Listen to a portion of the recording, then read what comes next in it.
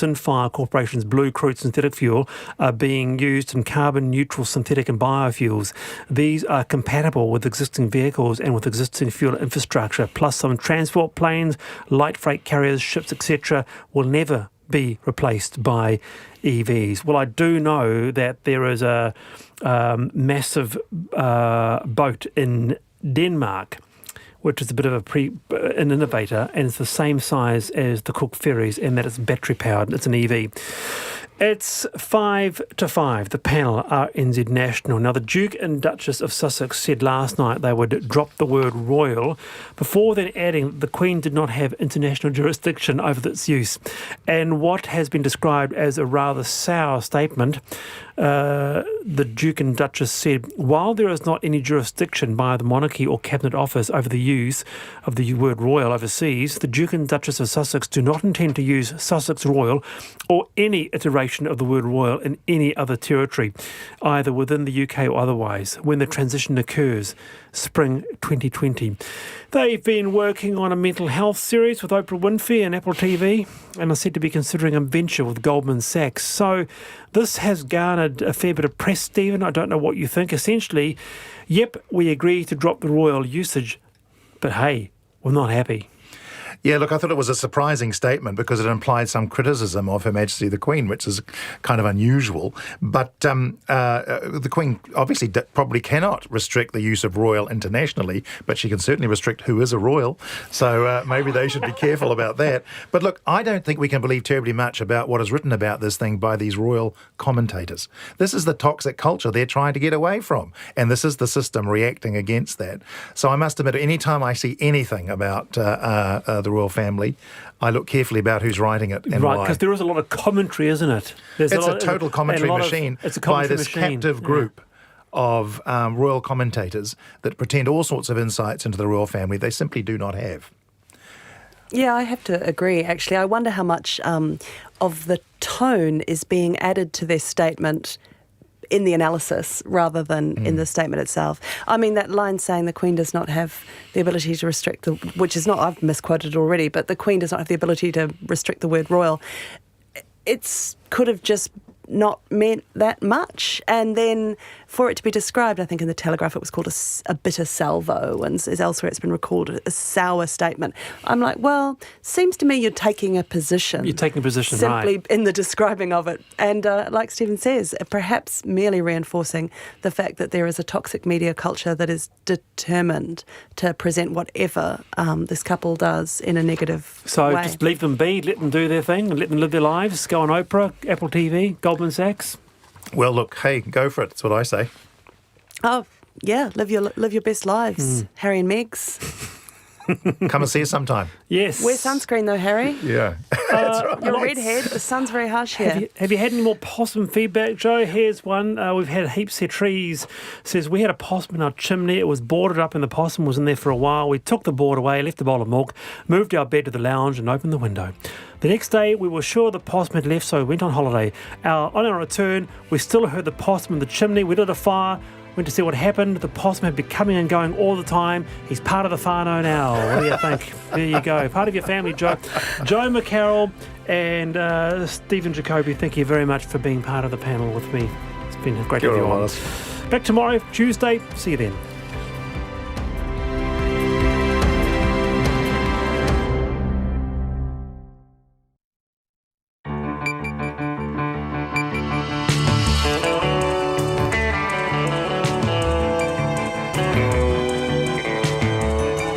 Whakarongo mai koe ki te reo irirangi o Aotearoa. This is Checkpoint on RNZ National. I'm Lisa Owen. E haere aki nei, North Island forestry workers may be shifted into South Island conservation jobs to soften the economic blow from coronavirus. But what's the plan for the worst case economic scenario? The government's extended its travel restrictions for another 8 days and has ordered up large on flu vaccine in case influenza and COVID-19 arrive at the same time. A coroner finds a Gold Coast theme park ride that killed 4 people frighteningly unsophisticated and safety practices dangerous and inadequate. How's that? The Black Caps smash India to claim their 100th Test victory. Finally, we talked to Tim Southey. And should bad Aussies be booted out of New Zealand? RNZ News at 5 o'clock. No mai, haere mai. Good afternoon. I'm Paul Brennan. The government is preparing for a worst-case scenario where the spread of COVID-19 leads to a global recession, but says that's not what it's predicting will happen. The Finance Minister, Grant Robertson, says it's expected the economy will take a significant hit from the coronavirus across the first half of the year, with growth then rebounding. But he says he's also directed Treasury to explore possible responses if the shock lasts for longer or if there is a global economic recession.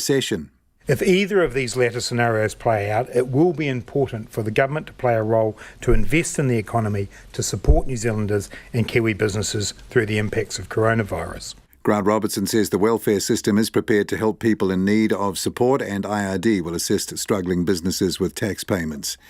Officials are investigating whether tertiary students from mainland China can be exempted from New Zealand's ban on foreign travellers arriving from there. The Prime Minister says the temporary ban has been extended for a further 8 days, in line with other countries. But Jacinda Ardern says the government would need to be satisfied any health risk could be practically managed. She says the education sector would have to reassure it and the public that it had credible self-isolation and accommodation plans in place. Water in Northland might be restricted to essential use only by next week due to the lack of rainfall in the past 18 months. The Northland Regional Council says the change will affect 23 coastal communities as groundwater levels are nearing their lowest on record. The anticipated 14-day directions will restrict water use to household and stock welfare needs. Water and Waste Manager Ali McHugh says people should save all the water they can and reduce pumping rates further if possible. We've been sort of having that message for quite some time now, but I guess it's really nearing that more critical level where people who, normally rely on their streams then look to groundwater. Northland iwi, Te Rarua and Ngai Takoto are on standby to supply water from an iwi-owned farm to towns including Kaikoui and Kaitaia. A coroner in Australia has labelled a theme park's safety record as frighteningly unsophisticated after the deaths of 4 people in a Gold Coast water ride. Coroner James McDougall delivered his findings today into the deaths on the Thunder River Rapids ride in Dreamworld Park in 2016. The ride claimed the life of 32-year-old New Zealand-born mother of 2, Cindy Lowe, as well as 3 others. The coroner found it was only a matter of time before someone at the park was killed.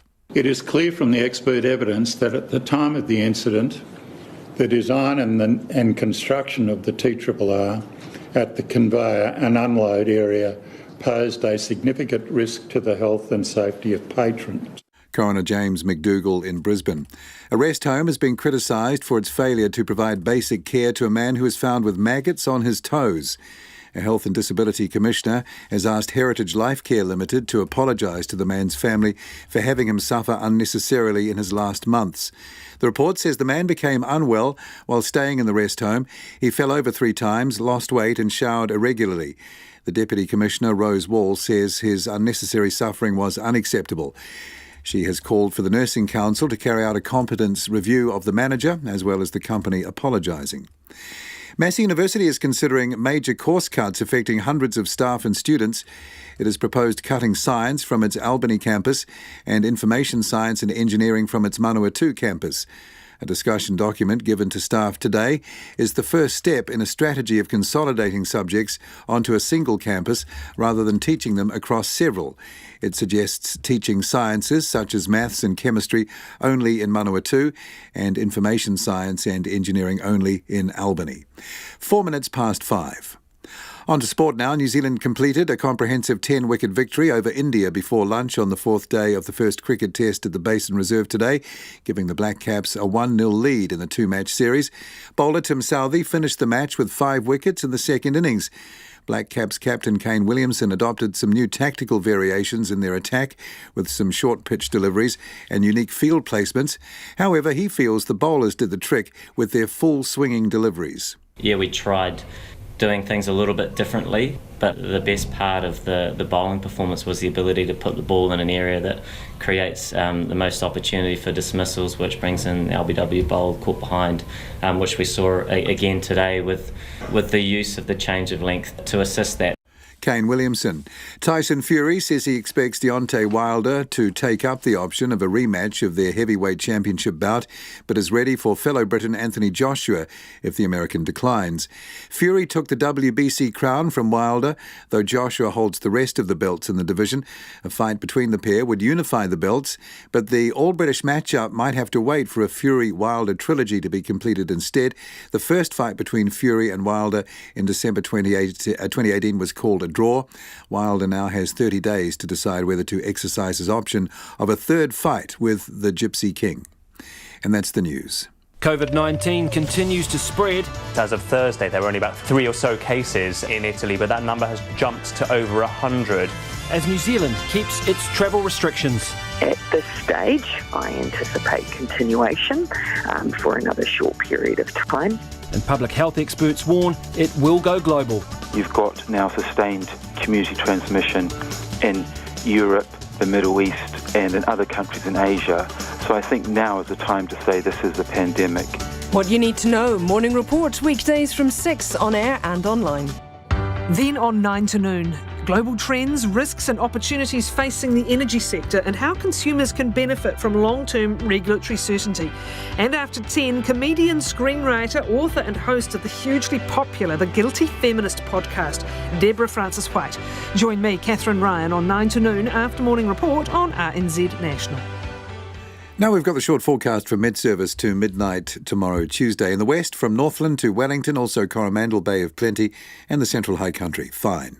Gisborne, Hawke's Bay and Waited Upper, mostly cloudy with a few showers about Gisborne and Hawke's Bay, but long fine spells about Waited Upper during the afternoons. Nelson, Marlborough, Canterbury and Otago, excluding Clutha. Mostly fine, some cloud tomorrow morning and evening about Marlborough and Canterbury. Buller and Westland, fine spells. Fiordland, Southland and Clutha, mostly fine, but a few showers about Fiordland and Stewart Island tonight.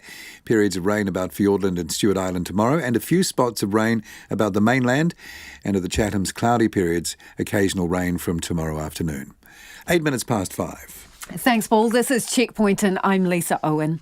Hundreds of North Island forestry workers could be relocated to conservation jobs in Southland to soften the economic impact of the coronavirus outbreak.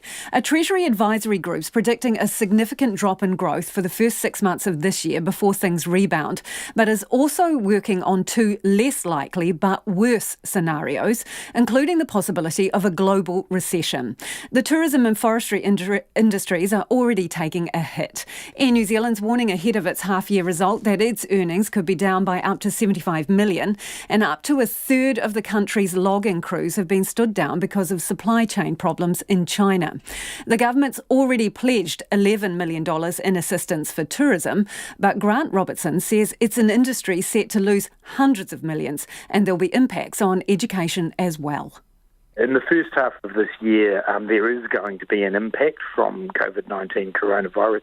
We're already seeing that in terms of the tourism sector in particular, but also impacts around the education sector, which we are working on, forestry, live seafood and so on. So that will flow through and will inevitably lead to very limited growth in the first half of the year. But the case that Treasury are predicting is that that will improve in the second half of the year, and while overall we'll see some decline in economic activity in 2020, it won't be long-lasting.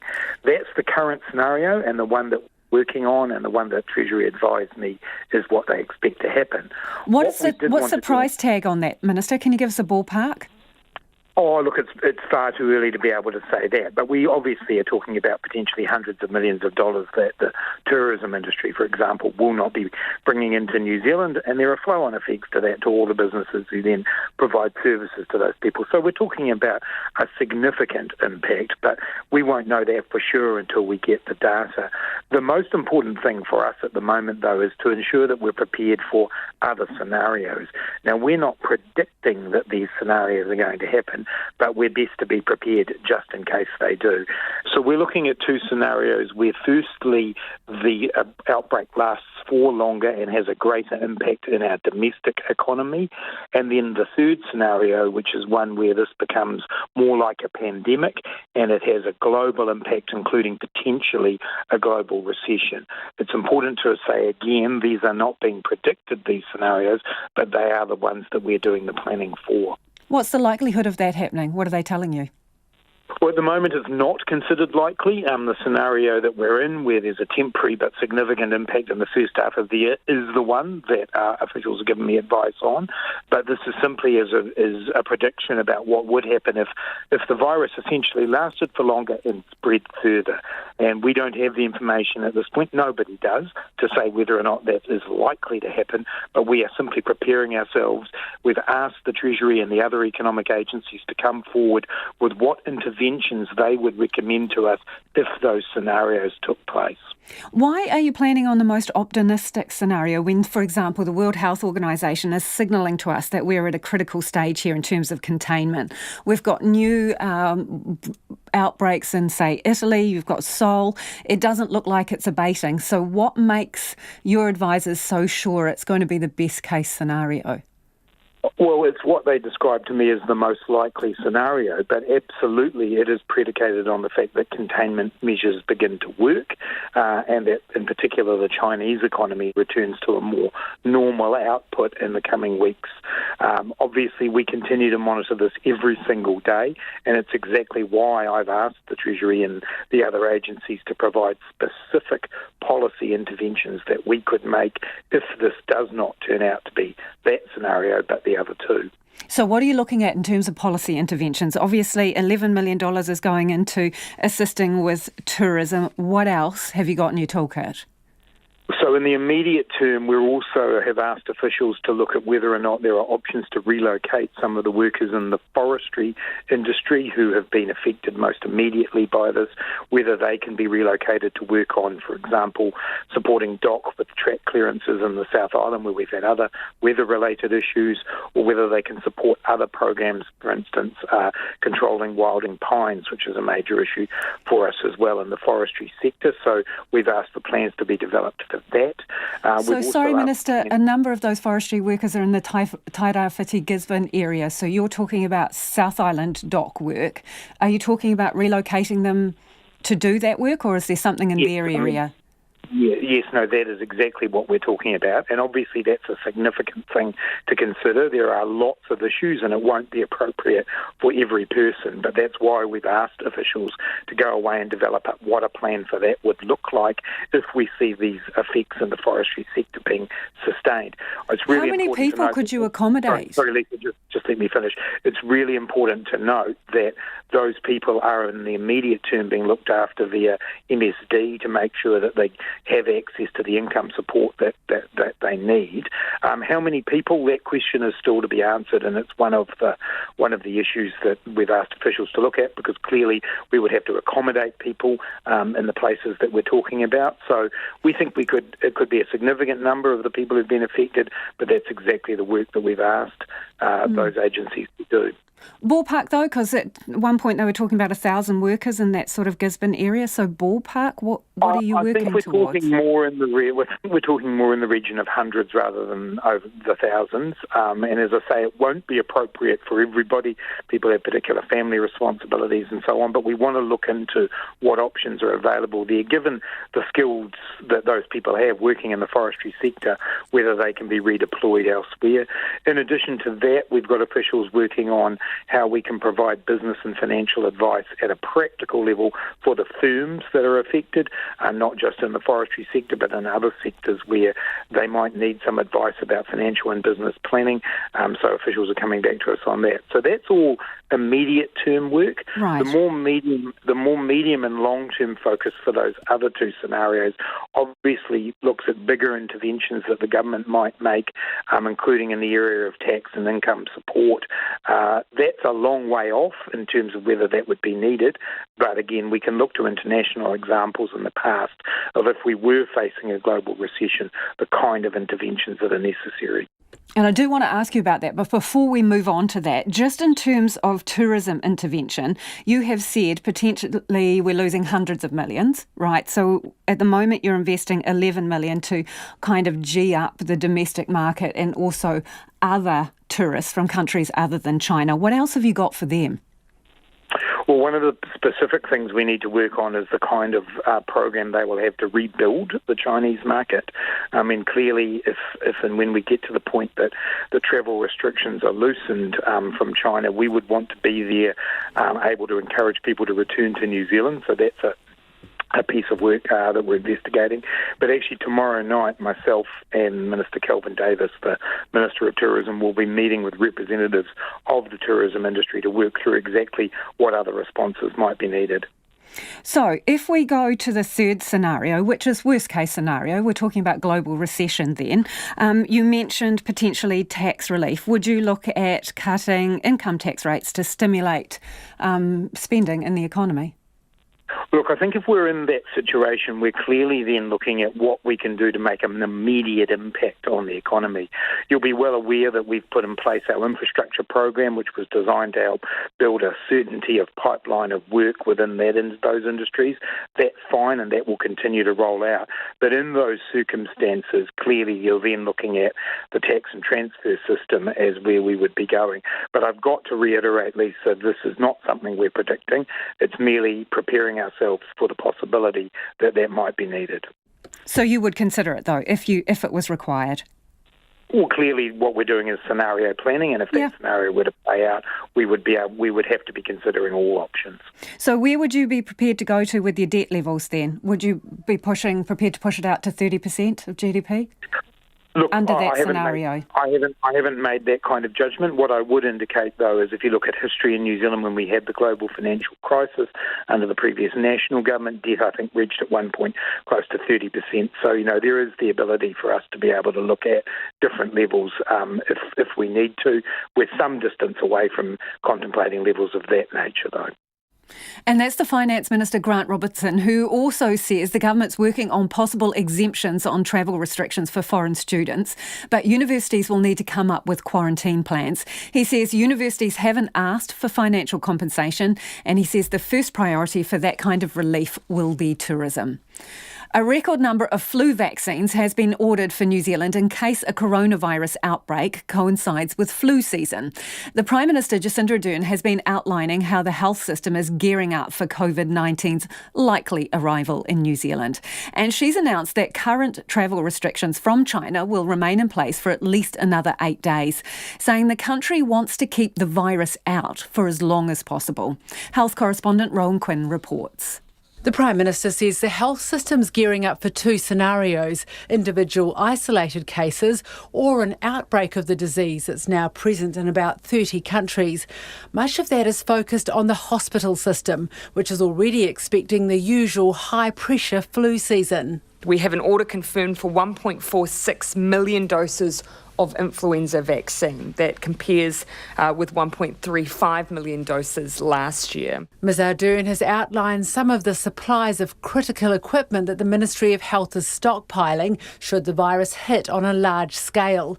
She says it has 9 million masks with filters and 9 million general surgical masks, as well as antiviral medicine. And it's convened a network of the most senior intensive care doctors to come up with a plan to treat the most seriously ill, no matter where they are. We've undertaken a national stock take from DHBs, which shown that we can deploy and use staff across ICUs and high dependency unit beds around the country. We have access to negative pressure rooms across 15 DHBs. Negative pressure rooms, of course, allow us to proactively prevent cross-contamination from room to room.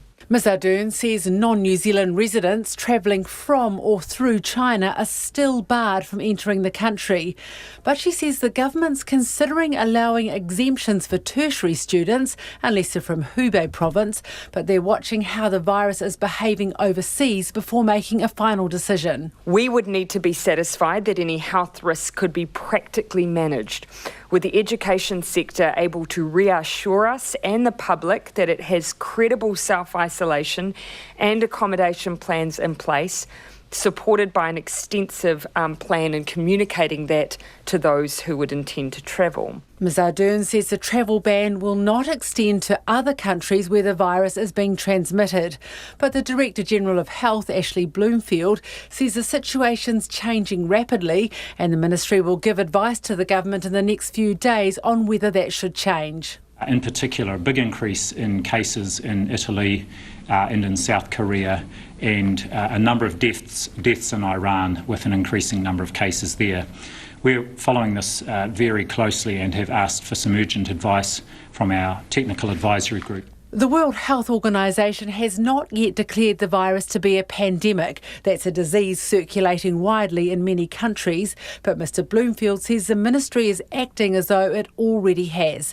And that's why it's stepped up its planning for hospitals and beyond. We'll step up our planning around what might happen in community settings where if we had a large number of cases, we would move to establish what are called community-based assessment centres rather than have everybody go to different general practices. We might set those centres up if we had an increasing number of cases. The Health Research Council has announced a $3 million fund for research on the virus that it hopes will contribute internationally to understanding of the disease. Mō te hōtaka o te ahiahi, ko Rowan Quinn tēnei.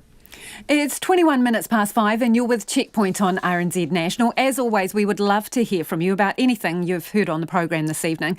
Let us know if your business or area is being affected by the coronavirus outbreak. You can text us on 2101, tweet us at Checkpoint RNZ, or you can email checkpoint@rnz.co.nz. A Queensland coroner has referred the owner of Dreamworld to authorities for possible prosecution over the deaths of 4 people on the Thunder River Rapids water ride in 2016. Coroner James McDougall delivered a scathing assessment of the deaths, which occurred after the ride malfunctioned and the raft flipped backwards. The 4 who died included New Zealand-born woman and mother of 2, Cindy Lowe. The coroner strongly criticised the theme park, saying it had systematic safety failures, and he could find no evidence of an engineering risk assessment in the 30-year history of the ride. And as Jordan Bond reports, he said it was only a matter of time before someone died.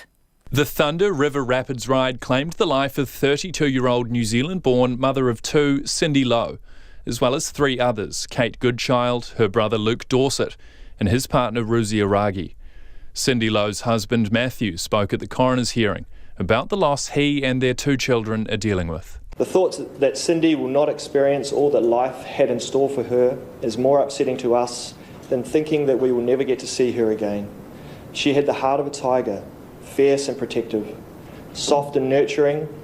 She deserved to share her unconditional love with myself and our children, Kieran and Isla, as well as the rest of the family and friends, for a long, long time.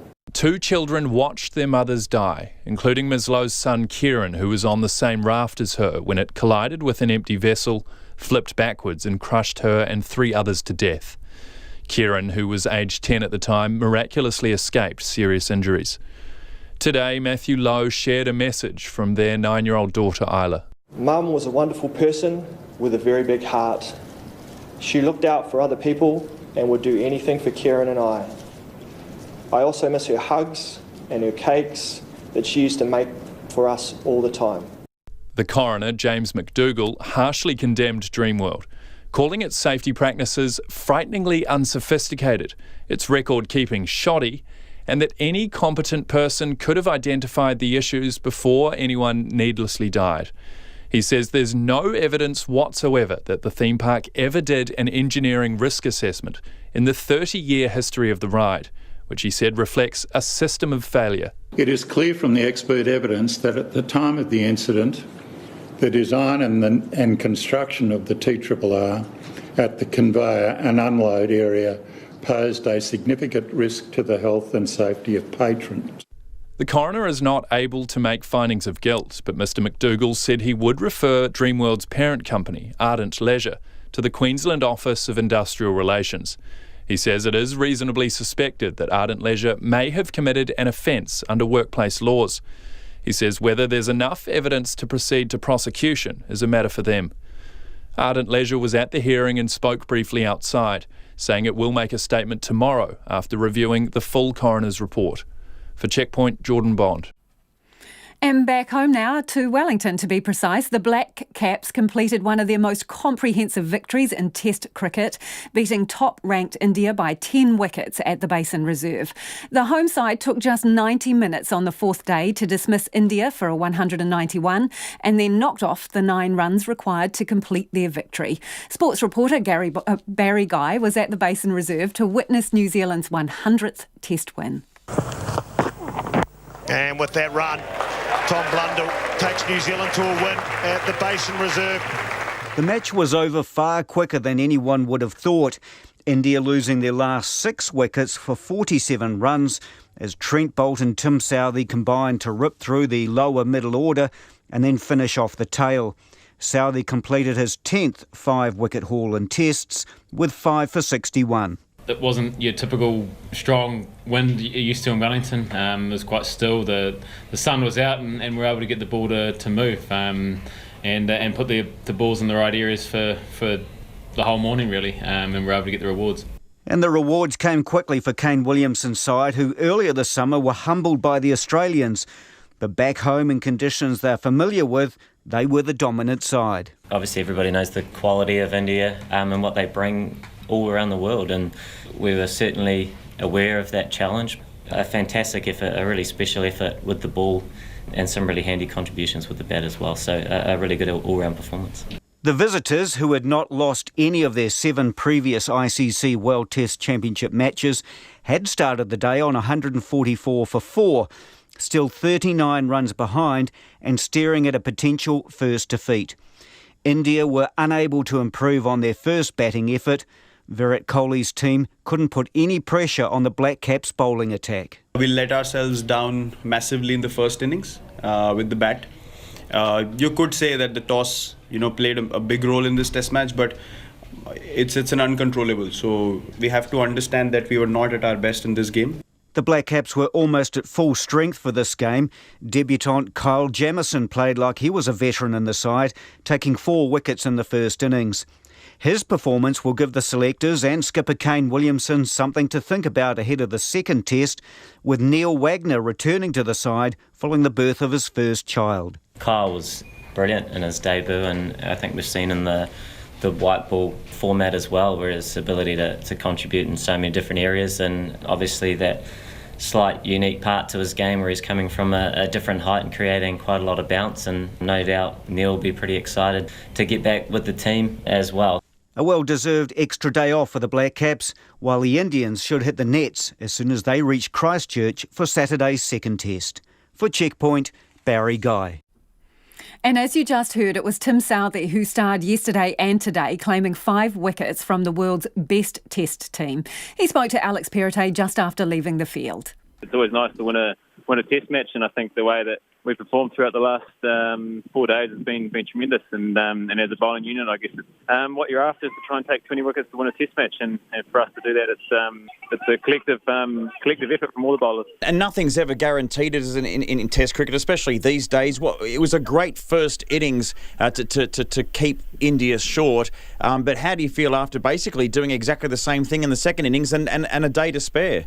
Yeah, as I say, whenever you're playing against a quality side and you're able to beat them in the way that we have, it's always pleasing. I think it was a good effort from day one to bowl them out. Obviously, winning the toss was nice, and then to put the ball in the right areas for long enough and bowl them out reasonably cheaply in the first innings, and then our batters to go out and put a score on the board, and then to go out and back up what we did in the first innings over the last couple of days was very pleasing as well. How do you feel personally, Tim? You're one of the veterans of the team, and obviously Australia wasn't, a bright spot of the summer. You were dropped for that last test. Do you feel now, after this performance, somewhat exonerated? No, I think we all know as individuals and as a side that we weren't anywhere near what we're capable of in Australia, but we can't let that affect what we've done in New Zealand over a long period of time. We've played some very good cricket in New Zealand for a number of years now. So although Australia was very disappointing, we couldn't dwell on it. We couldn't beat ourselves up too much, because then we'd lose focus of what we do as a group in New Zealand, and what we do as a group in New Zealand is pretty good. So it's about keeping the guys believing within the group and concentrating on what we do in these conditions. A lot of what you were just talking about does rest on your shoulders. You're part of that kind of senior leadership group really in the team. What did you do? Tell us specifically, how did you react from Australia, and how have you managed, I guess, in terms not just form but attitude, in terms of turning it around so amazingly with this result? Yeah, as I say, there's a lot of, I guess, within the group there's a lot of belief and I guess the confidence in each other's game that we are familiar with these conditions, and we do play good cricket in these conditions. And as I say, we can't beat ourselves up too much in what happened in Australia. I'm sure the guys are playing sport at the top level. They're always looking at ways to get better. They would have learned a lot from what happened in Australia. Sometimes you learn a lot from I guess tours like that, and then be able to come back and put in a performance like that just shows you the character of the group. Yeah, and now one of the, I guess not really a criticism, but just an observation that's been made. I mean, in terms of just in recent years with the Black Caps, you've just seen so much success. You've been on top of the world even in the one-day format at the World Cup, and there's just been a consistency of form, and maybe one criticism is just at times the lack of depth. What happened in Australia wasn't just a lack of form; it was people getting sick and it was people getting injured, and then the results weren't in your favour. What we've seen here is new people come into the team and perform. I wanted to see whether you could give us your point of view on the performance of Kyle Jamieson and some of the key wickets that he took. He got Virat Kohli out. How do you feel about that young talent and what we can see as great depth now that the Black Caps are showing? Yeah, he had a great debut. Not only the wickets he took, but the 40-odd runs were valuable as well to give us a nice lead. So I think he learned a lot. Talking to him, he learned a lot being around the group in Australia for those few weeks while he was over there, and feeling a bit more comfortable around the group, having played the one-dayers and been around the Test side in Australia. It kind of feels like he belongs. And again, I guess that's credit to the environment that we've got. Guys come in and they feel comfortable and they feel like they can feel at home and go out and perform and do what they do at domestic cricket. So it's very pleasing for him to come in. There would have been nerves around. To go out and play the way he did was outstanding and shows you the type of character he is. And you think he's made a point to be selected ahead of Saturday's test at Hagley Oval? I think we'll enjoy this one, and we'll see where Neil Wagner is. But you got the number 2 test bowler in the world coming back, so it's good problems to have, and it's just great to have that depth around the bowlers. And that's Tim Southey talking to Alex Perrottet. The Black Caps take on India in the second and final test at Christchurch. And coming up on Checkpoint on RNZ National, Simon Bridges pushes tougher deportation rules for Aussie convicts. Thousands turn out in Brisbane for a vigil remembering Hannah Clark and her 3 children who were killed in a car fire lit by her husband. And could wannabe politician and Destiny Church pastor Hannah Tamaki be heading for Dancing with the Stars, while former contestants sound a warning? We would love to hear from you about anything you've heard on the program this evening. Whatever's on your mind, do get in touch. You can text us on 2101. Tweet us at Checkpoint RNZ, and remember our email address is checkpoint@rnz.co.nz. Time now for the headlines with Paul. Thank you, Lisa. The government is preparing for the coronavirus to lead to a global recession, but says this is a worst-case scenario, and that's not what it's predicting will happen. Meanwhile, a record number of flu vaccines has been ordered for New Zealand in case of a coronavirus outbreak coinciding with flu season. The Prime Minister, Jacinda Ardern, has been outlining how the health system is gearing up for COVID-19's likely arrival, and she's announced that current travel restrictions from China will remain in place for at least another 8 days. Authorities say people should save all the water they can as Northland looks set to restrict water to essential use only very soon due to the region's unrelenting drought. The anticipated 14-day directions will restrict water use to household and stock welfare needs, affecting 23 coastal communities. A coroner looking into the 2016 disaster at Dreamworld has criticised the Gold Coast theme park's safety and maintenance systems. 4 people, including New Zealand-born Cindy Lowe, died in the incident. Coroner James McDougall says it was only a matter of time before someone at the park was killed. A rest home has been condemned for its failure to provide basic care to a man who was found with maggots on his toes. A Health and Disability Commission report into Heritage Life Care Limited and the rest home's manager says the unnecessary suffering was unacceptable. Massey University is considering major course cuts affecting hundreds of staff and students and has proposed cutting science from its Albany campus and information science and engineering from its Manawatu campus. And a South Taranaki Hapu representative says its members are fuming over an ammonia spill which has killed over 1,000 fish and eels. A gas leak at Silver Fern Farms Hawera last week has now contaminated the Tawhiti stream which flows into the low Tangahoi River. Silver Fern Farms says it regrets that the ammonia leak has resulted in fish being killed. Those are the headlines. Thanks, Paul. And this is Checkpoint. I'm Lisa Owen. It's time for business news now with Nona Peltier. Nona, a lot of attention on business today because of the ongoing effects of the coronavirus. And we heard from Grant Robertson earlier in the program. So Air New Zealand was the big, well, I suppose, announcement today. It sure was, and it did lead the market down. Certainly, the rest of the market followed suit. So we ended the day with Air New Zealand's share price down, I guess about 4.5% or 5%. Let me just see here, because we got a lot of numbers today. 5.5% down. So that's a significant drop, but it's not the only drop we saw today on the market. A lot of tourism and related stocks really took a hit. We had Auckland Airport down. They were down 4% nearly. Tourism Holdings, which is the camper van company, 4.25%. Sky City, which is a lot, dependent on High Rollers business and tourism, 4%. But it wasn't just them. It was companies that are associated with China. So, for example, A2 Milk, which is the biggest, one of the biggest companies on our market, it was down 4.5% as well. So that really did drag the market down, as well as, say, a company called QEX, which is a pretty small one, but they ship milk products to China, and of course there's concern about the supply chain there. Port of Tauranga also down 2.7%. So overall, a pretty rough day on the market. That dragged the whole thing down 1.8%. That was 216 points down to 11,857. That's the worst day in 4 months. But it's, we're not alone here. I mean, the Australian market was down more than a 2.25%. Asian markets looking sick. European trade also looking poor for the futures markets, and of course Wall Street all down. So yeah, pretty rough day on the market for sure.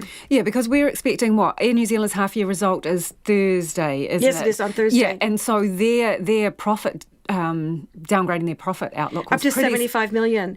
It's quite a big number, considering this is just as a result of, it's going to be, I guess there's a plus and minus there.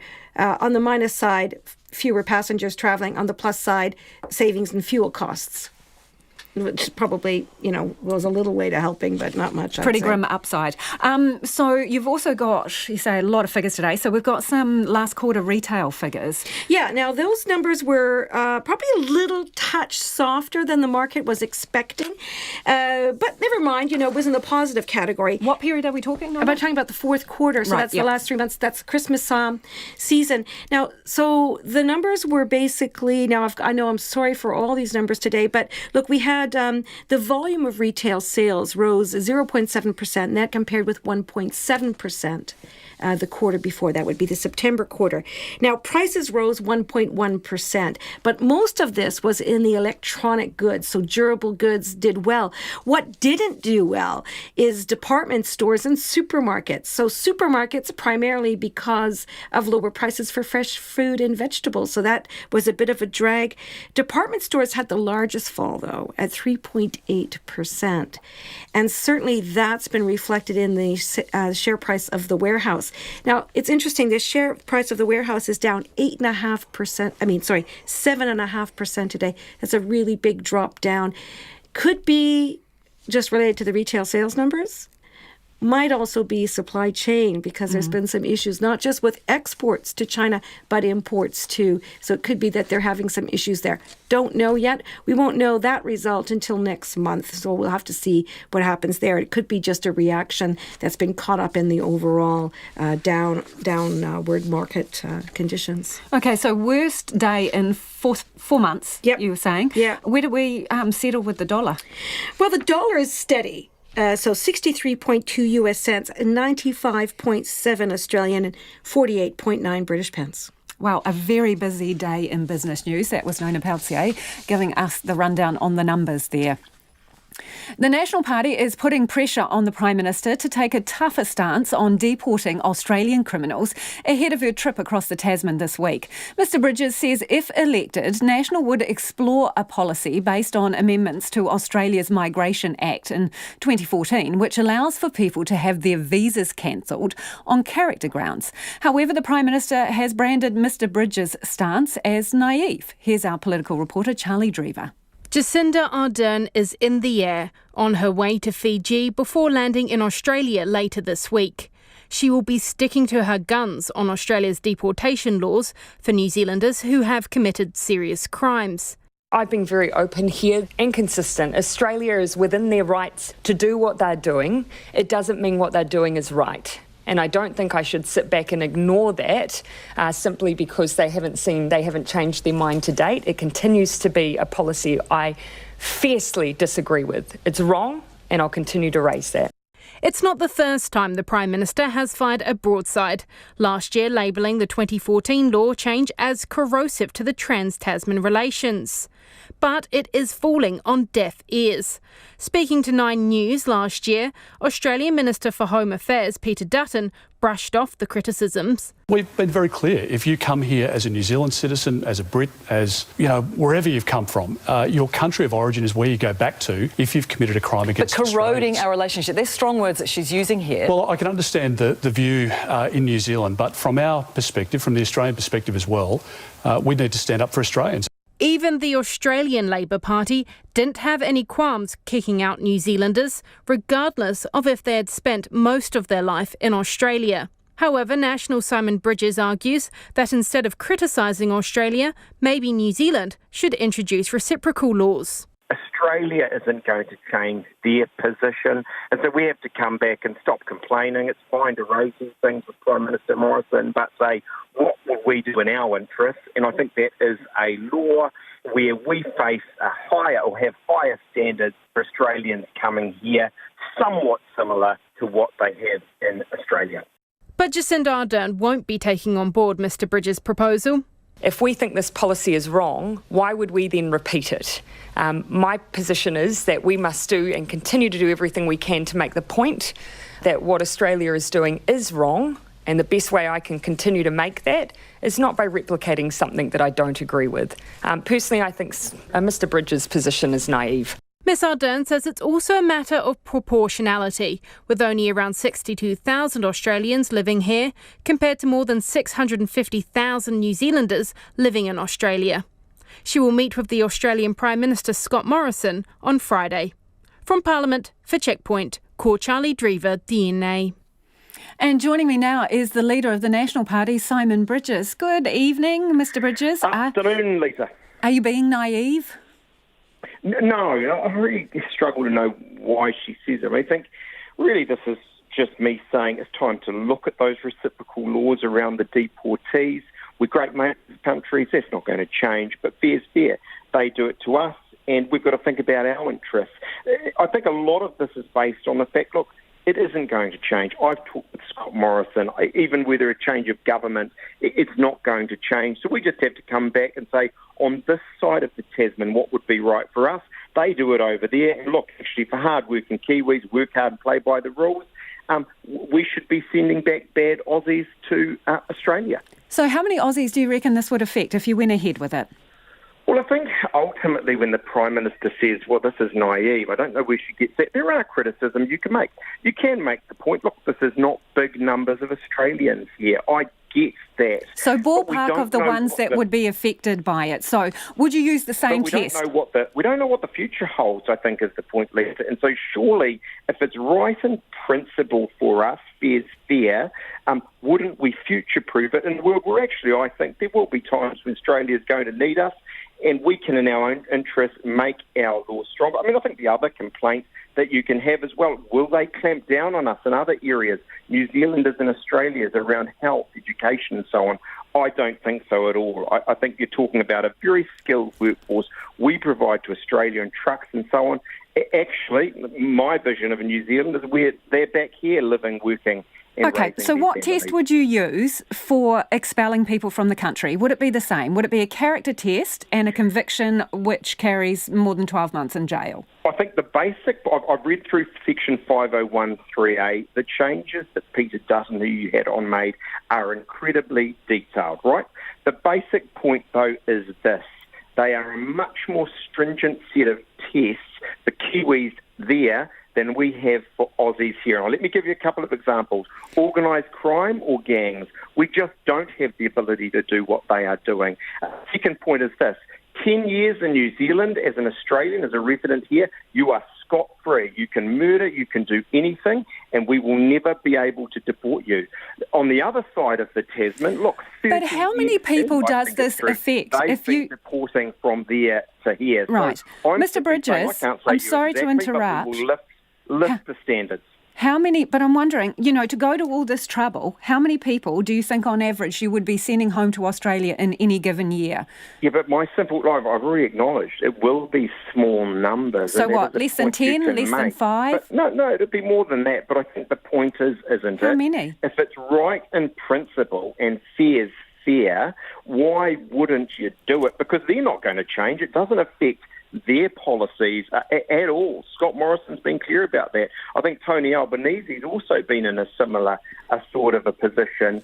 And why wouldn't we future-proof our laws for hard-working Kiwis who play by the rules, not having Aussies here in our gangs are causing problems? Even if it's small, I'd say it's the right thing to do. Is it the right thing to do? Because that is the argument that the Prime Minister raises. She says she doesn't agree with the way New Zealanders are being treated, the deportees, so why would you race to the bottom? Are you racing to the bottom with this policy? No, and I think it's a funny old thing. She sort of said that, they're within their rights, but it's not right. That sounds sort of clever, but I don't actually see how that is so. She's also said it's corrosive. Look, it's not. She's right when she says they are in their rights to do it. They are not going to change. It's quite understandable. So do you think this is good policy? For them to send criminals back. Do you think this would be good policy, or are you just going for tit for tat? I think in reality there's something in both of those things. They're not going to change. And so actually us strengthening our law, I think, does stiffen our resolve and show the Australians something. I think the primary So it's revenge legislation? No, because I think the primary reason is to sit back and say, well, given that they're not going to change, why don't we actually, instead of complaining all the time, and it's right to raise these things with Mr Morrison, I'm not saying it isn't, but instead of that, look and say, what's actually in our interest domestically? And if there are Australians here who are committing crimes, that we could properly send back because they do it to us and they can't legitimately complain about that, I can't think of a good reason why we wouldn't. How serious are you about this, or were you just musing on it with an Australian reporter before the Prime Minister heads to Australia? No, I've thought about this for some considerable time. I've read Section 501 now a number of times and been giving it a lot of thought. I've always thought it is a logical position given the intransient on the other side and what's in New Zealand's interests. We will definitely make changes, so I don't think you should be any doubt about that. I'm just not going to say to you, look, it will be this, and this thing. It will be substantially more similar to the Australian position than our law is today. And what other changes might you make in terms of policy when it comes to Australia? Well, no, not necessarily others. I mean, I think the things the Prime Minister should be raising, I'm sure she will, would be the same things I would. Clearly, we're economically hugely interdependent. We'd want to be talking about that. I think she's right to raise the 501s issue. I don't think it's corrosive. She should raise it. I think she should go further and change our rules back here. And then I think there's also the question of the rights of New Zealanders in Australia generally. Look, despite the strong skills we give Australia and the contribution we make, they're not getting the same rights as Aussies over there. And I think we've got to keep raising that with the Australians. Appreciate your time this evening. That is the leader of the National Party, Simon Bridges. It is about 10 minutes to 6. I'm Lisa Owen and you're with Checkpoint on RNZ National. Let us know what you think of that. Should we reciprocate and bring in laws that allow us to deport Australians who fail a character test or get sentenced to a year or more in jail? Text us on 2101. You can tweet us at Checkpoint RNZ or send us an email, checkpoint@rnz.co.nz. More than 1,000 people came together in Brisbane last night for a vigil for Hannah Clark and her 3 children. They were killed when her estranged husband, New Zealand-born Rowan Baxter, poured petrol on them and set fire to the car they were in. As part of the vigil, Brisbane's Story Bridge, Victoria Bridge and City Hall are all lit up pink to honour them. The ABC's Rachel Mealy reports.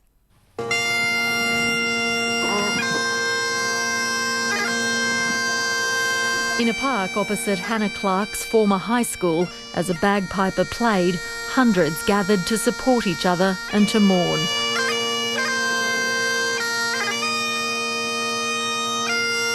Hannah's friend Nikki Brooks spoke to the crowd. We are a nation in pain. Whether you knew our beautiful Hannah or not, we are all deeply affected by this tragedy. She has the face of a friend. And maybe that's what it is that hurts, is that she's so instantly relatable that we are not only heartbroken for her family, we become a little bit scared for our own. I wish I had something profound to tell you, the perfect message on how we stop the violence, how we take away the rage. But I guess if I had it all figured out, we wouldn't be standing here today. She said the blame for the crimes rests solely with Rowan Baxter. There was no excuse. There could never be an excuse. No buts. The blame lived and dies with him. And you can do all the call to arms that you want. You can blame the system and demand change, but there's no quick fix. I don't think there's a single law or order that would have saved our darlings. Monsters will find a way. Brisbane's Lord Mayor Adrian Schrinner said in the wake of the murders, there are many questions. Questions like why in 2020 violence is such a shockingly familiar shadow over the lives of so many families, so many people in our suburbs, so many women, so many children, people whose names and stories we may not always hear. But Hannah, Aaliyah, Leanna and Trey, we know your names. We will not forget you. Many in the crowd said they didn't know Hannah Clark personally, but felt compelled to join others in remembering her and her children. It's just such a sad thing that's happened, and I think it's affected so many people, and I think the fact that it's affected so many people, it is actually a beautiful thing, but hopefully we see some changes. I am a DV survivor myself, and I feel like it's touched my heart and many others in the community, and I feel like it's my duty to stand as a part of the community, stand together and be a voice for women in this situation. My son here was, brought up in a happy household, but it's important for us all to realise that, for some people that isn't the case. So I'm just here to reflect on that. And that was one of the many mourners at last night's vigil for Hannah Clark and her children. Let's head to the US now. The jury in the Harvey Weinstein trial will resume its deliberations tomorrow as it tries to reach a verdict. The former film producer denies the rape and sex assault charges he is facing. But before the jury broke up for the weekend, there were indications it could be at odds over a verdict. CNN's Paulo Sandoval reports. Before deliberations wrapped for the week in the trial of disgraced movie mogul Harvey Weinstein, jurors sent a note suggesting that they may be deadlocked on some of the charges in the indictment. The jury asking the judge if it can be hung on 1 or 2 counts listed in the indictment, namely predatory sexual assault, while reaching a unanimous decision on the rest. But after speaking with the defense and prosecutors, the judge urged the jury to keep deliberating and said any verdict the jury returns on any count, be it guilty or not guilty, must be unanimous. It was just one of 10 notes that was sent by jurors during their deliberations, including requesting multiple readbacks of testimony. 2 of their requests focused on witness Amabella Shiora's graphic testimony. Though Weinstein could not be charged with assaulting or raping her due to the statute of limitations, prosecutors used her allegations to establish a pattern of predatory conduct. But the indictment against Weinstein stems from the allegations of two other women, Miriam Haley and Jessica Mann. Haley testified that while Harvey was mentoring her when she was working as a production assistant, she was asked to go to his New York City apartment where she was allegedly assaulted in the summer of 2006. The jury also asked to review Haley's charges in her testimony. Mann has a similar story, alleging that Weinstein assaulted her in a New York hotel room.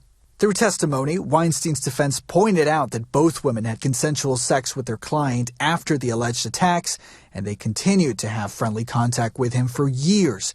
Weinstein has also repeatedly denied all accusations of non-consensual sex. Jurors head back to court Monday morning. If the jury deadlocks on some of the counts, defense attorneys told the court on Friday they would take a partial verdict. That means some counts could be declared a mistrial, while verdicts on the others would be accepted. But the prosecution has indicated it will not accept that result. A source on Weinstein's team told CNN their client was, quote, cautiously optimistic, but nervous. Regardless of the outcome, Weinstein still faces rape and sexual assault charges in Los Angeles. Paulo Sandoval reporting there. Let's take a sidestep, maybe even a pirouette. Politicians who've appeared on Dancing with the Stars over the last 15 years say the publicity could backfire for would-be politician Hannah Tamaki. RNZ understands the Destiny Church pastor and leader of a new political party is in the running to be a contestant in the show's next season, which is due to air in a few months. Some fans of the show say they'll boycott it due to Ms Tamaki's well-documented xenophobic and homophobic views. Amy Williams has more. Dance off. A roll call of the country's lesser-known celebrities have appeared on Dancing with the Stars since the reality television show first aired in 2005. 2 years ago, ACT Party leader David Seymour made it all the way to the semi-final. At the time, he spent 30 hours a week on the ballroom floor while working full-time. Add on top of that an election campaign, it's almost impossible if you're doing all of your job seriously. Mr Seymour says he wouldn't attempt a nationally televised dance-off in an election year. It is gruelling, and it is ultimately a good way to get to know people and let people see you. But election year is about helping people make choices about the direction of our country. If they don't know you, or they know you for the wrong reasons at the start of election year, then you're in big trouble. MediaWorks will not yet name the 12 celebrities getting on the dance floor for the show, but RNZ understands Hannah Tamaki is likely in the lineup. The company carries the rainbow tick, showing it's committed to keep making its workforce better for LGBTQIA+ staff. Fans of the show have expressed concern that an organisation carrying the certification could promote someone with outspoken views against the community. Rainbow Tick says it will not comment until the cast has been announced. Former politician and Labour Party member Georgina Beyer was the first transgender person to dance in the show in 2005. It'll be fun and it'll be gruelling. The physical exercise required in it is quite major, so she'll come out looking like Twiggy by the end of it. But my essential feeling is it's a great opportunity for profile raising in an election year. Despite disagreeing with the Destiny Church leaders, she would still watch Dancing with the Stars regardless of the contestants' own opinions. I've been in battle with Destiny Church and particularly Brian Tamaki for about 20 years now. And so, no, I do not agree with all their views, and certainly not the ones about the rainbow community. Hannah Tamaki would not return RNZ's calls. The Electoral Commission says appearing on Dancing with the Stars would not count as election advertising or an election program because there are exemptions under the Electoral Act for editorial content, including radio and television programs. MP for Waiariki Tamati Coffey and his husband became proud first-time parents last year. Mr Coffey won Dancing with the Stars in 2009, raising $260,000 for Rainbow Youth. He has a challenge for Hannah Tamaki. I've heard that over the more recent years, they've kind of reform their views on the rainbow community, and that if she's thinking about doing it, maybe she might think about taking up one of our rainbow community charities as her charity. That said, he'd still watch the show. I actually probably would, just to see. Being a show as it is, it's taking well-known New Zealanders out of their comfort zone. So I look forward to her stepping outside of her comfort zone and giving it a go. David Seymour says Hannah Tamaki's appearance would provide entertainment in an election year. I'm sure that, they're looking for a bit of car crash, and no doubt she will provide it. In an election year, anything could happen. For Checkpoint, Amy Williams. And some time for your feeding it back before we get to the 6 o'clock news. A lot of you getting in touch about Simon Bridges saying that he would look at extending deportation laws, so sending Australians home who failed to meet a character test or have convictions with a year in jail or more. Taylor from Christchurch says the way to make conditions better for New Zealanders in Australia is to make conditions for Australians here worse. Sounds like petty schoolyard logic to me. Pathetic. Karen, though, says why not send them back and why not extend it to all nations? We shouldn't have to look after other nations' riff-raff, costing ratepayers more than a ticket home, says Karen. Another one says, yep, send them home. We don't need to pay $80,000 per year to retrain a committed criminal. I think it's about $110,000 a year for a year in jail. And that we should just send them back home. This person says not just Australians, but anyone who commits serious crime.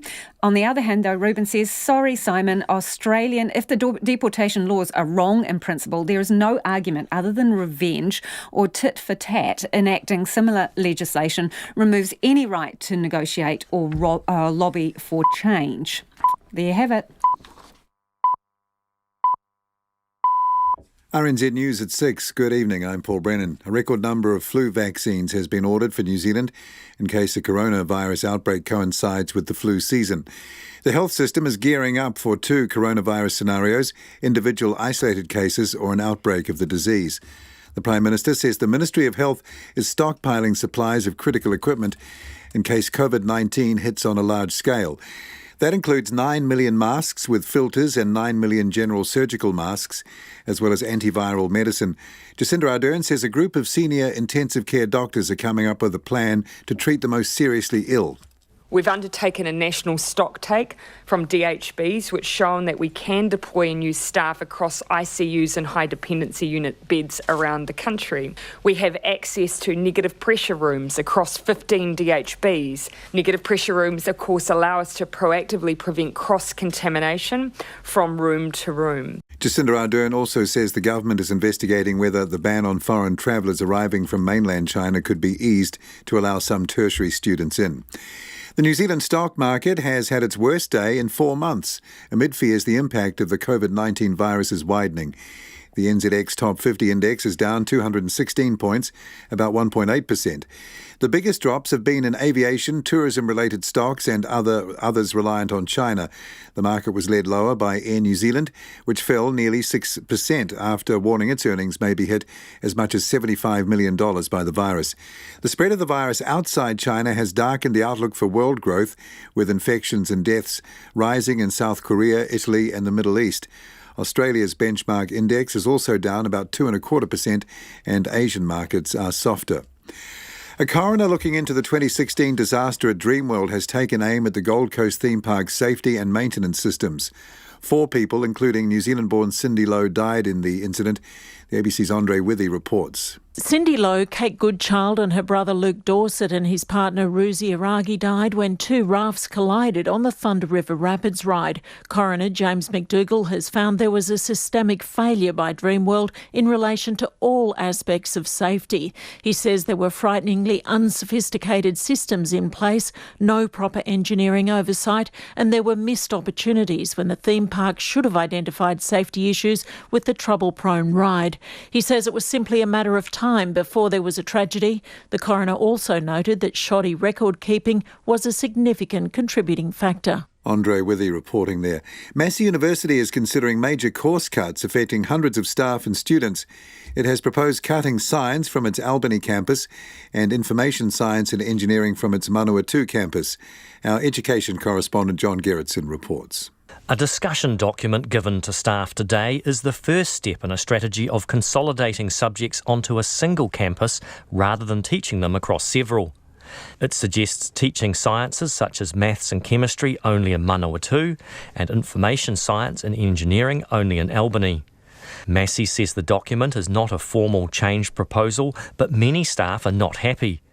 They say North Auckland is the only part of New Zealand where tertiary enrolments are expected to grow, and cutting the campus's science programs is short-sighted. Ko John Gerritsen, TNA. A rest home is being criticised for its failure to provide basic care to a man who was found with maggots on his toes.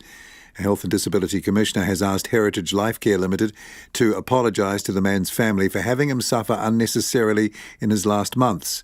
Harry Locke reports. The report says the man became unwell while staying in the rest home. He fell over 3 times, lost weight and showered irregularly. It says it took too long for him to be looked at by a doctor and podiatrist, and senior staff failed to respond adequately to a formal complaint made by his family. The Deputy Health and Disability Commissioner, Rose Wall, says his unnecessary suffering was unacceptable. She has called for the Nursing Council to carry out a competence review of the manager, as well as the apology. Ko Harry Locke, TNA. Dancing with the Stars' first transgender contestant, Georgina Beyer, says it's no surprise that a controversial church leader is in the lineup to appear on the show. RNZ understands Hannah Tamaki, the Destiny Church pastor and leader of a new political party, is in the running to be a contestant in the show's next season, which is due to air in a few months. The Electoral Commission says appearing on Dancing with the Stars would not count as election advertising or an election program. Ms. Beyer says it could be good publicity for the would-be politician. She says disagreeing with contestants' views would not stop her watching the show. It's nearly 5 minutes past 6. On to sport now. New Zealand beat top-ranked India by 10 wickets in the series opening cricket test at the Basin Reserve today. This was the Black Caps' 100th win in tests, and it inflicted India's first loss in 8 matches in the ICC Test Championship. India captain Virat Kohli says the game didn't go India's way right from the toss of the coin. We let ourselves down massively in the first innings with the bat.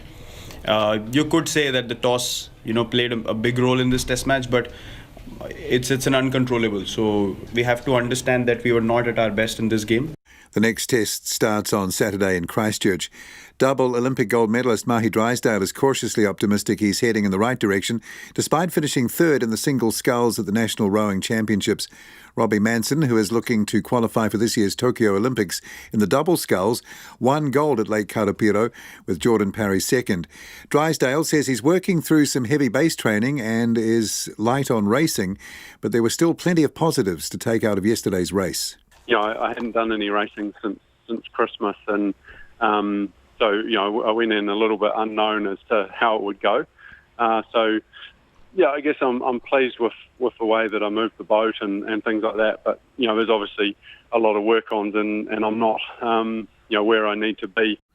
Rower Mahi Drysdale. That's the news. Tonight on Nights, Shannon Byrne debuts as our latest sports correspondent on the line from Outback, Australia, where they breed them tough. Christopher Waugh, the winner of the Supreme Teaching Innovation Award, discusses his approach to the classroom, where he hands power over to the students. Hasn't he read William Golding? And long-distance trucker Ange Butler pulls over to share her song for the road on Nights with me, Brian Crump, after the news at 7 on RNZ National. And we are funded through New Zealand On Air. Now the short forecast from Med Service taking us to midnight tomorrow, Tuesday, in the west. That's from Northland all the way to Wellington. Also Coromandel, Bay of Plenty and the Central High Country, fine. Gisborne, Hawke's Bay and Waited Upper, mostly cloudy with a few showers about Gisborne and Hawke's Bay, but long fine spells about Waited Upper during the afternoons. Nelson, Marlborough, Canterbury and Otago, excluding Clutha, mostly fine, some cloud tomorrow morning and evening about Marlborough and Canterbury. Buller and Westland, fine spells. Fiordland, Southland and Clutha, mostly fine, but a few showers about Fiordland and Stewart Island tonight. Periods of rain about Fiordland and Stewart Island tomorrow, and a few spots of rain about the mainland. At the Chatham Islands, cloudy periods, occasional rain there from tomorrow afternoon. It's nearly 8 minutes past 6. Thanks, Paul. And this is Checkpoint. I'm Lisa Owen. A systemic failure by Dreamworld in relation to all aspects of safety. Damning words from the Queensland coroner James McDougall today as he blasted the Australian theme park for dangerous failures that led to the Thunder River Rapids disaster in 2016 that claimed 4 lives. After family members of the victims told the court about their loss and the impact they've felt, the coroner said there was shoddy record keeping and no evidence Dreamworld ever conducted a proper risk assessment over 30 years. He also referred the theme park's owner to the Office of Industrial Relations for possible prosecution. ABC journalist Kate McKenna was in court today and spoke to Alex Perrottet after hearing from the families as well as the coroner. Dreamworld is Australia's largest theme park, and over the course of, it was almost 2 hours, the Southeastern coroner, James McDougall, he really laid out these litany of failures that he's accused Dreamworld of doing. You know, these ranged from inadequate safety mechanisms. There weren't engineering controls in place, which he said would have been quite inexpensive. And he said that, you know, really the design and the construction of this Thunder River Rapids ride, which was really the most popular ride at Dreamworld, from, you know, you could go on it aged over 2, that it posed a significant risk to patient safety and that the systems were really frighteningly unsophisticated, he said. Yeah, and then record keeping and document management was dire. The general ignorance of proper safety systems was a recurring theme. There was also this claim that there wasn't a proper risk assessment over 30 years. Now, Kate, I mean, you've probably been on plenty of those rides. I've been on those sorts of rides in Australia as well. It makes you shudder to think about the state of, the other rides at the park and at other parks, perhaps. Yeah, the coroner kept returning to this point. He was saying that over the course of the 30 years that Dreamworld hadn't engaged anyone internally or externally to do a proper assessment. And while he said that the company itself kept pointing out that there'd been no other injuries or tragedies arising over the 30 years, he said it was just a matter of time. Then obviously he has referred the owners of the park to possible prosecution and then some type of investigation perhaps into the lead engineer of the park. Yeah, so he's referred Ardent Leisure, which is the parent company, to the Office of Industrial Relations, and the coroner said that it's reasonably suspected that the park, you know, the company may have committed an offence under the workplace laws. But he said it was ultimately up to the Office of the Industrial Relations about whether a prosecution would arise. That's for them, it's just a referral. And as you mentioned, one of the engineers was also referred to the Board of Engineers. Right. Now, earlier, before he delivered all of that damning report, and I think there's about 300 pages in the written report as well, you heard from the families. They're still distraught, even 3 years on, of course. What was the mood like in the court? Oh, it was very sombre. It was very emotional to hear the words from the families. And one of those who attended court today and we heard from personally was Matthew Lowe, who was the husband of Cindy. And he told the court that their heart aches daily as they try to be grateful for the decades they had. So he said they just weren't enough. We also heard from Kim Dorset. She lost her son Luke, her daughter Kate Goodchild, as well as Luke's partner, Ruzi Aragi. And she said that the three of them loved the theme parks on the Gold Coast. The scarier the ride, the better. But she said, you know, she said Kate Goodchild was just the love of many people's lives. And, you know, she thanked emergency services, first responders, coroner and the people of Australia who took, you know, them into their hearts. And, yeah, so it was very emotional to hear the words from the families just moments before the coroner began delivering his findings. And you mentioned Cindy Lowe there, originally from New Zealand, as well as her husband. We believe that, her 9-year-old daughter also had some heartfelt things to say. Yeah, she did. Her dad read out some words from her. He said that she missed her hugs and cakes that she used to make for them. So very sad, and it would be very hard for the families to even put into words how distressing the past 3 years have been. Kate McKenna from the ABC there. Authorities in South Korea and Italy have significantly ramped up measures to contain the coronavirus outbreak in what are now two of the most affected countries outside China. Experts say coronavirus is yet to be considered a pandemic, but worry it is only a matter of time. The ABC's Gavin Coote reports. In the South Korean capital of Seoul, the country's most famous cathedral was barely half full for Sunday Mass. With 6 people now dead and 600 infected with coronavirus across the country, worshipper Song Gil-young isn't surprised by the modest gathering at Myeongdong Cathedral. There aren't a lot of devotees here now. The elderly especially are not able to come. If the situation gets worse, I think we'll need to take more measures. Currently, we're limiting personal gatherings within the church except for Mass. I'm concerned we'll need more countermeasures if the situation gets worse. South Korea now has the largest number of confirmed cases of COVID-19 outside China. About half are members of a Christian sect in Daegu, the country's 4th largest city. President Moon Jae-in is warning the country faces a grave turning point. Following the advice of infectious disease experts, the government will vastly strengthen the overall response system by raising the alert level to the highest level. The situation has become completely different since the outbreak of mass infection. Authorities in Italy are also scrambling to control the spread of the virus.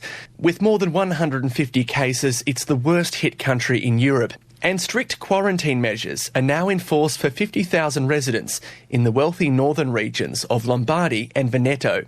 Schools, universities, museums and cinemas are shut, and the last 2 days of the Venice Carnival have been cancelled, to the frustration of some. It is useless to stop a carnival because there are hospitals and bars and supermarkets and restaurants and trains and planes and ferries, which are all open spaces. And so how do you solve this problem? Stopping a carnival, it's all ridiculous. But with escalating cases in Italy and South Korea, virologist Derek Gatherer from Lancaster University in the UK says it's clear that the virus is spreading well beyond China. It seems that some of the exported cases have now taken root and sparked epidemics in other countries. We're still not technically yet at a pandemic because we don't have transmission in all continents, but it looks as if we're going that way.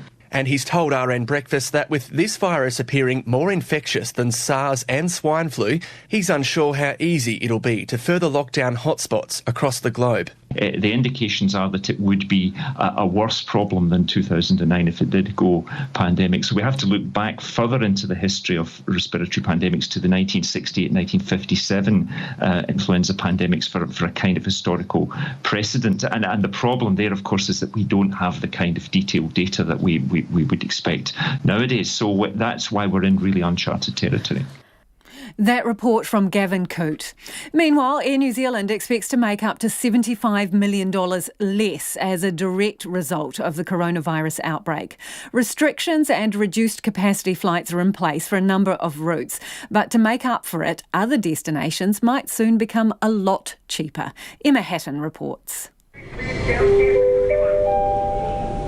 This is now the final boarding call for Air New Zealand Flight 81512 Nelson. The airline announced today its back pocket could be hit by up to $75 million as a direct result of the coronavirus outbreak. It now expects its full-year underlying earnings to come in at between $300 million and $350 million, from earlier guidance of between $350 million and $450 million. It's already cut services to Shanghai and Hong Kong and is now going to temporarily suspend services to Seoul in South Korea through to the end of June and reduce local flights from Auckland to Christchurch and Queenstown. In an effort to mitigate the loss, other Tasman and domestic networks will get a boost. Independent aviation commentator Irene King says this means it's probably a good time to take a holiday.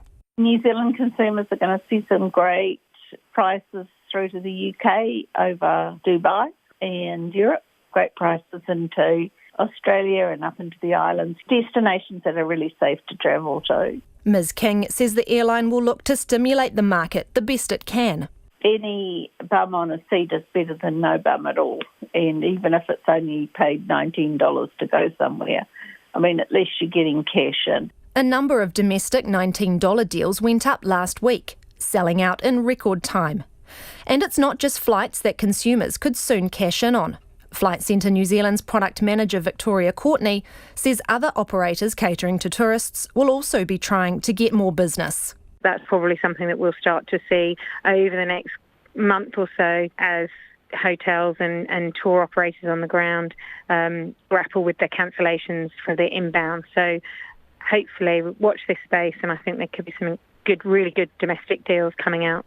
Brent Thomas from the House of Travel says some travellers are holding off booking a getaway just yet as they wait to see where might be the best place to get their passports stamped. We still expect New Zealanders to travel in record numbers this year. It's just a question of where they're going to be going. He says typically markets take about 6 weeks to recover from a disturbance like the coronavirus. However, Irene King thinks this time it could be longer. What we do know from, the modelling associated with SARS is that the market does bounce back. The question is how quickly in this case will it bounce? And, I think maybe we're looking at a 12-month impact. In the meantime, anyone with a healthy leave balance should keep an eye out as Air New Zealand and other airlines do their best to keep the cash flow coming. Air New Zealand will release its interim results on Thursday. For Checkpoint, Emma Hatton. It is 19 minutes after 6 and some of you are getting in touch about the coronavirus situation. This person says that they have staff stuck in China that they can't get back in a province with only a small handful of cases, whereas people from Korea or Italy, for example, can travel here. Do I replace them, they say? Then make a new person redundant when they finally return. Another person, Carol, has got in touch to say, why are we not proactively stopping all visitors from affected countries like Italy, Iran and Korea and stop the daily cruise ships arriving into our cities? Where have these ship passengers been? Have they passed through these countries? Let's not worry about financial losses, but let's worry about loss of life. Gordon has sent a similar piece of feedback asking again, why is it just China and why not South Korea, Italy and Iran? Thank you for getting in touch. Massey University is considering axing science, computing and engineering courses in the first steps of a major restructure that could affect hundreds of jobs and students. It wants to stop duplicating courses across its 3 campuses and instead consolidate each discipline on a single location. Today it told staff it wants to drop most science subjects from its Albany campus and information science and engineering from its Manawatu campus. Here's our education correspondent John Gerritsen. Massey says its discussion document is not a proposal for change, but staff are taking it seriously. If it goes ahead, new enrolments in some subjects will cease at Albany and Manawatu at the end of this year, with the remaining students either completing their degree where they are or transferring to another campus. The head of Albany's School of Natural and Computational Sciences, Diane Brunton, says the proposal is extreme and short-sighted. It's not a good idea to completely remove the Bachelor of Sciences from here. It's because the university here is sitting in Albany, which is really the biggest growth centre in the country. And we serve Northland, which is one of the fastest growing areas as well. Professor Brunton says she hopes she can persuade the university to change its mind. She says Albany had 620 Bachelor of Science students last year, 300 fewer than Palmerston North's campus, but it pays its way. For last year, our contribution back to the College of Science was 28%. To put that in perspective, all of the other schools combined in the College of Science in Palmerston North gave back 19%. So we're doing better. Diane Brunton says the restructuring proposal is likely to prompt some students to cancel their enrolment, driving science numbers down and making the proposal more likely to go ahead. Another of Massey's Auckland-based scientists, Peter Schwertfeger, says the proposal makes no sense. This is pretty much unheard of because I know quite a few universities who have a multi-campus environment and they teach, say, biological sciences on more than one campus. And it doesn't even make sense because sciences are returning money to the central university. So from a financial point of view, it doesn't make any sense. Peter Schwertfeger says many of the scientists at the Albany campus are leaders in their field. We have people here who were headhunted by Oxford University. We have 3 Rutherford fellowships going up here in Albany. We have a Rutherford medalist in Albany. We have highly acclaimed international researchers here, and now they want to shut it down. It's unbelievable. The proposal is part of a broader plan to restructure the university known as Digital Plus. Heather Warren from the Tertiary Education Union says it's causing a lot of anxiety. It hasn't come as a surprise, and there has been an underlying kind of simmering, I guess, of fear and anxiety around change and job loss within the university. So our members were aware that this could be in the pipeline.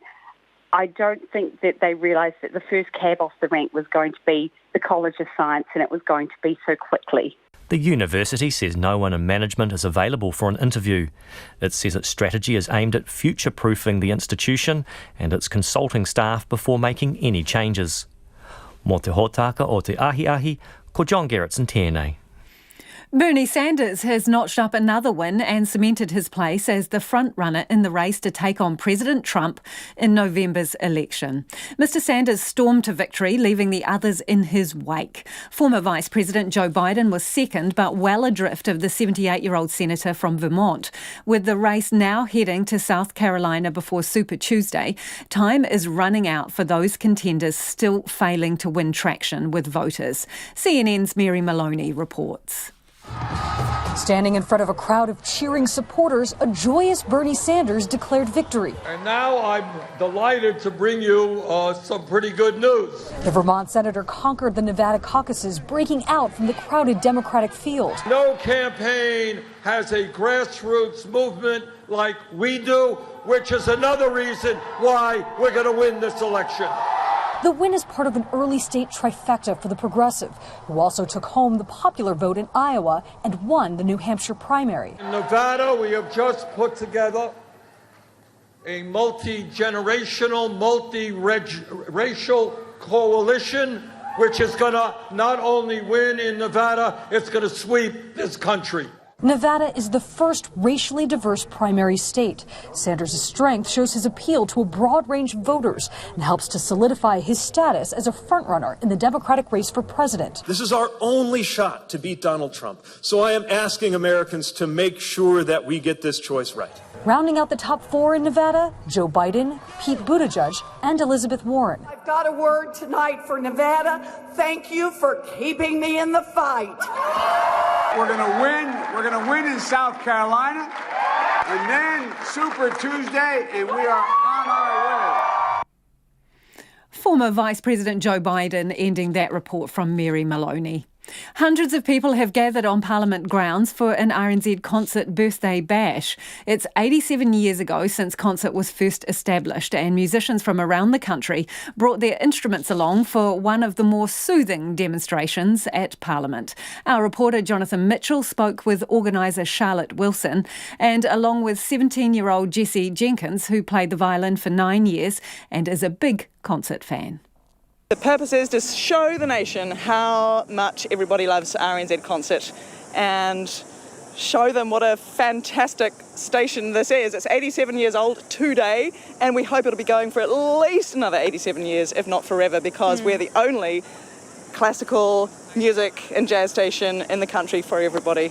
Have you had an outpouring of support? Absolute outpouring from all corners. The love that is being shown us is absolutely incredible, from truck drivers, from kids, from old people, just from all over the place, from all sorts of walks of life, all colours, all ages. It's just been absolutely awesome, and you can see people still streaming into Parliament here to take part. So what's expected? What's happening today?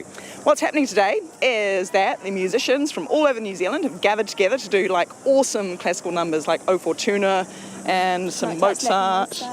Yes, some from something from the movie Amadeus, like really, really punchy, awesome, loud classical numbers, together with, speakers to talk about why they so much love RNZ Concert, and that's where Jess comes in. She's one of the keynote speakers. She's Māori. She's studying her NCEA in Te Reo, and she wrote her letter to the MPs in support of concert, partly in Te Reo.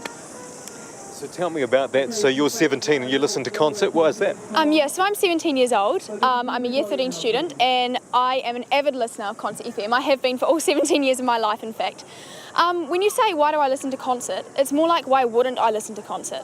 I've been exposed to classical music from a very young age. I'm very blessed to have had that exposure. And concert is such an important and vital part of our society and culture in Aotearoa, and I feel that as youth we listen to it all the time, even if it's not recorded on the so-called statistics. And does it have a future? Of course it has a future. I mean, why wouldn't it have a future? I think that the work that concert does for youth in New Zealand is absolutely incredible, especially compared with the likes of other radio stations anyway. Absolutely.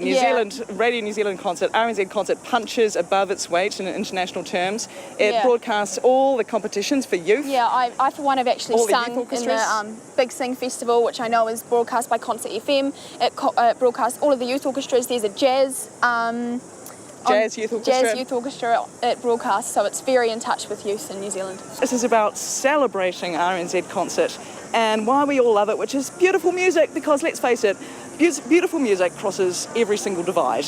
Doesn't matter where you come from, doesn't matter what language you speak, everybody appreciates beautiful music. So there you go. A lot of other young people listen to it too. So obviously a lot of other young people listen to RNZ Concert FM.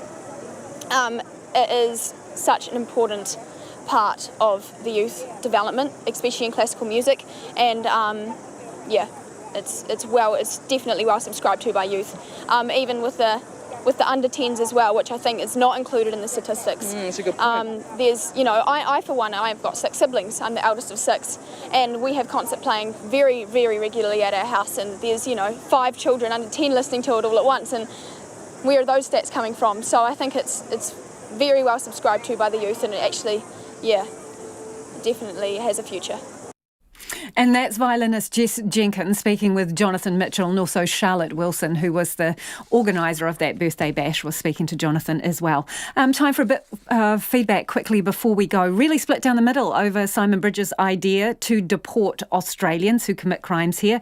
This person says, please remind Simon that these individuals often have families and children. Let's not use them as political footballs in election year just because Australia does. Others, though, say, let's keep the same rules, get rid of those people who are committing crimes here. Why should we have to pay for them? Definitely we should deport them. Why shouldn't we, said this person. The numbers may be small, but they represent rotten apples in our barrel of lovely New Zealand. Catch you tomorrow. RNZ News headlines at 6:30. A record number of flu vaccines have been ordered for New Zealand in case a coronavirus outbreak coincides with the flu season. A coroner looking into the 2016 disaster at Australia's Dreamworld, which killed 4 people, has condemned the theme park's safety and maintenance systems. An investigation is taking place after a dissolved form of ammonia killed more than 1,000 fish and eels in a Taranaki waterway. And the National War Memorial has been closed indefinitely after engineers found it to be earthquake-prone. Those are the headlines. Our next news will be at 7 o'clock. Take the pulse of the day's news every weeknight at 10. There will likely be repercussions as a result of Grace's death, campaigners really stepping up their fight as a result. Live with local, national and international stories as they happen. There's a roaring guitar, there's like a bubbly guitar, like metally bubbly.